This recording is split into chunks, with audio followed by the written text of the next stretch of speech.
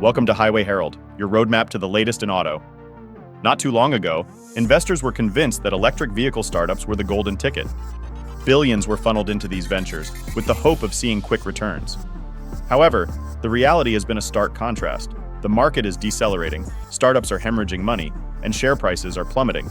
Stick with us as we delve into why these once promising American EV startups are grappling with a slowdown in EV demand and a looming sense of uncertainty.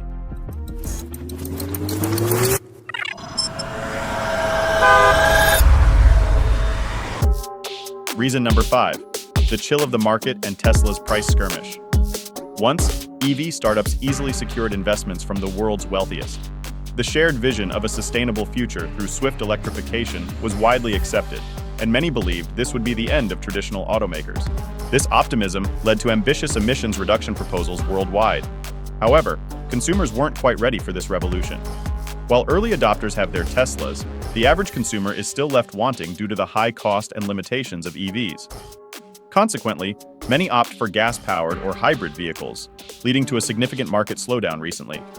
2023 started strong, but the latter half saw a sharp decline, with even Tesla, the leading EV manufacturer, hitting a snag and resorting to substantial discounts to maintain sales. This move sent shockwaves through the EV industry, particularly impacting startups like Rivian and Lucid. Despite the price cuts, Tesla's sales figures allow it to remain profitable, unlike Rivian and Lucid, with their modest sales. For perspective, Rivian sold a mere 57,000 EVs last year and expects similar figures for 2024. The growth of the EV market has slowed noticeably. After years of impressive growth, the last year saw a modest 33% increase in the global EV market. Predictions for 2024 suggest a growth rate of around 20%. Reason number 4, the investors' quest for progress. Given the projections of similar sales figures as last year, it's clear that investors, some of the world's most powerful, are dissatisfied. Rivian, backed by Amazon, holding 17%, and Ford and Lucid, primarily funded by a group of wealthy Saudi Arabian businessmen, with the country's public investment fund holding around 60%, were expected to grow quickly. However, considering the sales results from the last 2 quarters, real expansion seems to be taking longer than anticipated. Meanwhile, dividends for shareholders seem unlikely. The silver lining is the support of powerful investors, beneficial in the long run. However, it's unclear if there are any new investors interested in these companies. The stocks of both companies have been in freefall over the past year. According to Wall Street analysts, both Rivian and Lucid dropped 20% just in the last week. Since Tesla decided to cut prices, Rivian's value has decreased by 44%, while Lucid dropped 33%. Looking at a longer period, both companies are now worth just a fraction of their value from a few years ago. For instance, Rivian, valued at $153 billion in 2021, is now worth less than $10 billion. Similarly, Lucid's value has plummeted from $91 billion in 2021 to $6.9 billion. Before we delve into reason number 3, please consider subscribing to Highway Herald. Your support inspires us to create more content like this. Now, let's continue. Reason number 3, the financial abyss of EVs.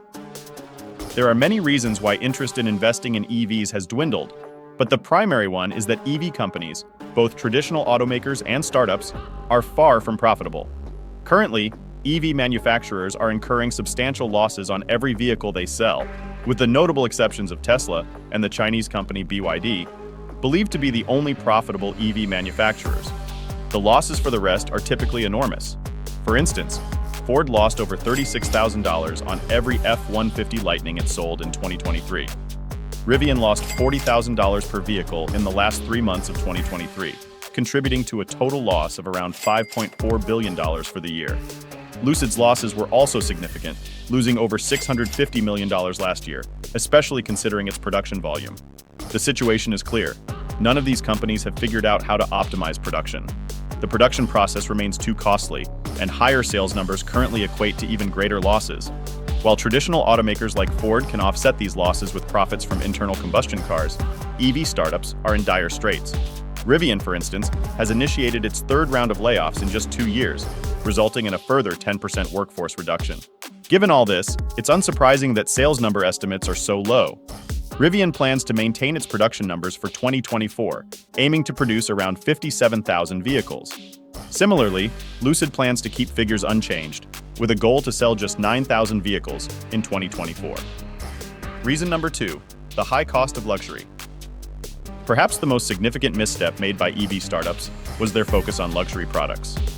While it's understandable that they aim to generate initial income by selling high-end EVs to early adopters, they overlooked the fact that this segment of the market was already dominated by Tesla. Wealthy households had already purchased their Teslas and showed little interest in trading them for EVs from startup brands. However, the situation is vastly different among average consumers. Here, such pricey EVs have little chance of gaining traction. Consider the prices. An average EV purchase cost around $55,000 in January, significantly higher than their gas-powered counterparts. But startups like Rivian and Lucid offer something even more exclusive, with their cheapest models costing at least $70,000, making a $7,500 federal tax credit of little help. Clearly, EV startups chose the wrong strategy. They opted for exclusivity over high volume, not realizing they were late to the luxury EV game. Or perhaps this was a forced move due to a lack of resources to establish large-scale plants and hire thousands of workers to ensure mass production of affordable, high-volume EVs. From today's perspective, it seems that traditional automakers will be the first to offer average EVs designed for the masses. Reason number 1, a global phenomenon. American EV startups aren't alone in their struggles. This is part of a global trend where the automotive industry is realizing that the shift to electrification will take longer than anticipated. In this scenario, most startups, regardless of their origin, find survival challenging. Chinese startup companies serve as prime examples. A few years ago, there were 500 of them. Today, that number has dwindled to around 90 and is expected to decrease further. Even startups with substantial capital, like NIO, are struggling.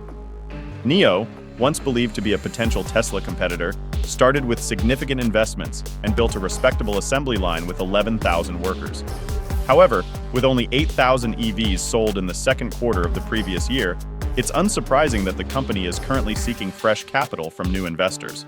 Another startup, WM, received over $5.3 billion in funding, but even that wasn't enough to secure a strong market position.